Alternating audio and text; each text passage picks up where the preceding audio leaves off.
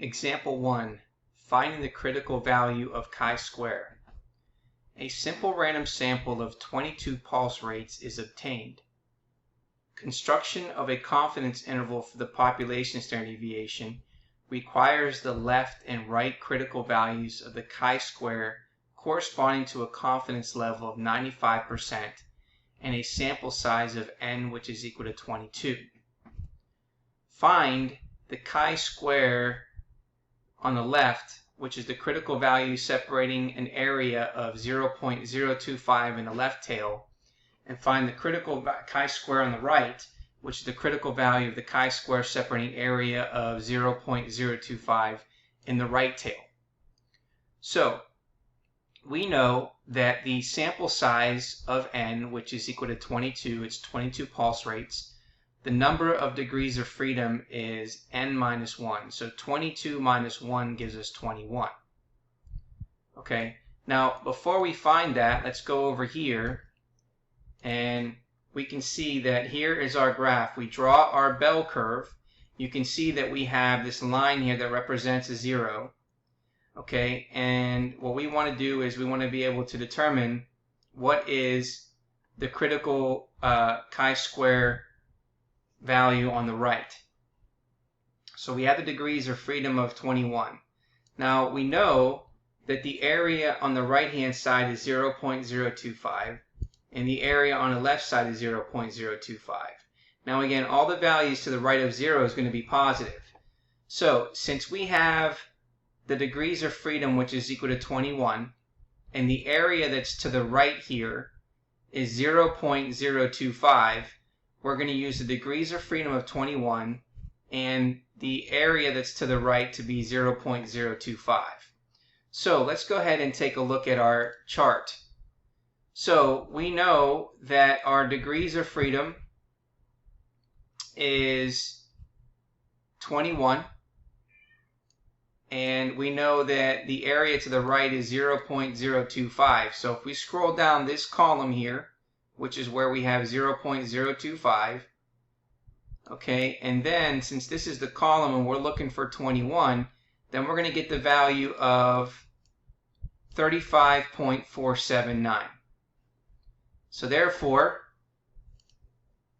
we would say that the critical value on the right here is 35.479. Now, the critical value to the right is obtained from Table 8.4 in a straightforward manner by locating 21 in the degrees of freedom column at the left and then 0.025 across the top row. Okay, now how do we find the left value? Well, to find the left value, what we need to know is, again, when we look at the area in the chi-square distribution, we're looking for the area that's to the right. So we want the area that's to the right of this distribution. So we need to find out what is that area, or what is the shaded area here to the right. That's what we're looking for. So in order to do that, what we need to do is subtract 0.025 from 1 to find that total area. So to find this area here, it's going to be 1 minus this area, which is 0.025, and therefore it's going to give us 0.975. So that's the area that we're going to use to find the left chi-square critical value and the degrees of freedom to be 21. So let's go back over here and now let's find 0.975. So over here, here's 0.975, and then we're going to scroll all the way down to 21. So if we scroll down to 21, you're going to see we're going to get the value of 10.283. So therefore, that critical value is now 10.283. So the critical value on the left is 10.283. So we located that 0.975 or 1 minus 0.275 across the top row because the values in the top row are always areas to the right of the critical value. So total area of the right of the critical value of 10.283 is 0.975. So here in table A4, we use the degrees of freedom, where it was equal to 21, and the cumulative right area of 0.975. And then for the chi-square on the right, we use table A4, use degrees of freedom, which is equal to 21, and the cumulative area of 0.025.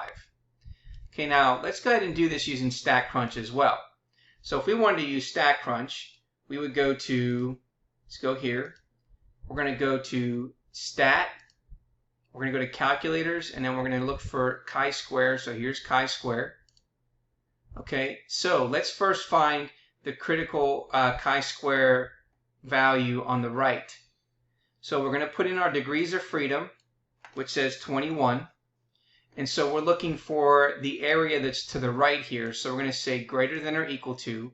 And then we're going to put in this area of 0.025.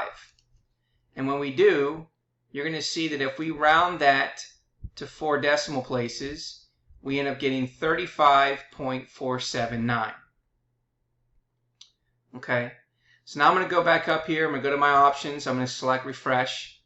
Okay, so now again, to find this value here, we need the area that's to the right, because that's what we need to use for the chi-square distribution. So using the degrees of freedom to be 21, we're going to change this to be greater than or equal to. And now we're going to put in the area of 0.975 and then select compute. And then rounding that to 3 decimal places, you can see that we get 10.283 for our critical value chi-square on the left.